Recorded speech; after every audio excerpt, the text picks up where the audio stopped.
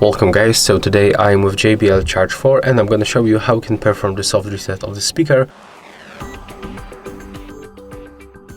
So in this process we are not going to restore the default settings, and to perform the soft reset you have to power on the speaker and then you have to use two buttons, volume up, volume down and play button. Click and hold them at the same time until the speaker power off.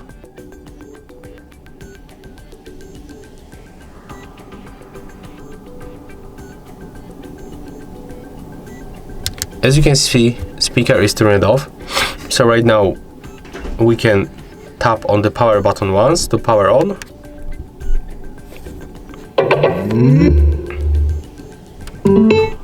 And as you can see right now we are connected back, and that's how we can perform the soft reset of the speaker.